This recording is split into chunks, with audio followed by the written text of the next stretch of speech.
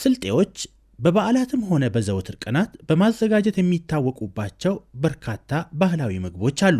ጥቂቶቹን ለመጥቀስ ያህል አተካኖ፣ ሱልሶ፣ ሎሎሃድ፣ የበሰር ኪልፋን፣ ፊንታፊንቶ ወይም ጨርጨረ፣ ጎሳጎሰ፣ የቆሊ፣ ያቃቆሲ፣ በሰር፣ የጄሪ አንገብሶ፣ ዩንጫቆ፣ የዶሮ ስጋ፣ የቁኜ ዩንጫቆ በሰርና ሌሎችም በብሔሩ ዘንድ የሚታወቁ ጣፋጭ ባህላዊ ምግቦች ይሰናዳሉ።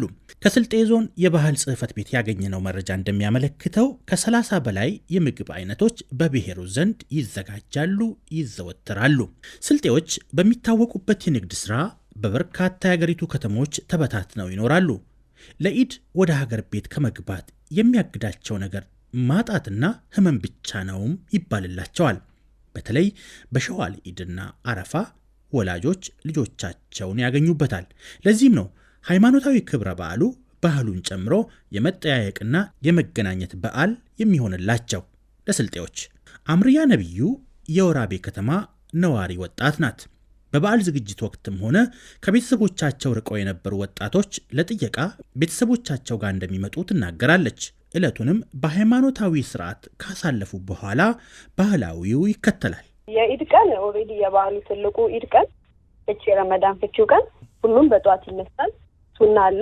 ሱናዎቹን ጠብቀው መታጠብ፣ ቆንጆ ልብስና አዲስ ልብስ መልበስ፣ ከዛ በኋላ ለሰላት ይሄዳሉ። የሚበላ ነገር ቀማምሰው ከቤት እንደነገሩ ኢድ ይሄዳል። ከዛ የኢድ ሰላት ከተሰገደ በኋላ ከዛ መልስ ቤተሰብ ይሰበሰብና ባህላዊ የሚዘጋጁ ምግቦች አሉ። በቤት ውስጥ ያለው ምግብ ይበላል። ከዛ አካባቢ ላይ ያለ ቤተዘመድ ዚያራ የሚባል ነገር አለ። ወንዱም ሴቱም የራሱ ጎራ አለ። ሴቱ አንድ ላይ ወንዱ አንድ ላይ ይሆንና ዚያራ ይኬዳል። አጎት ቤቶች፣ አክስት ቤቶች የመሳሰሉት ቤት ይዘያል።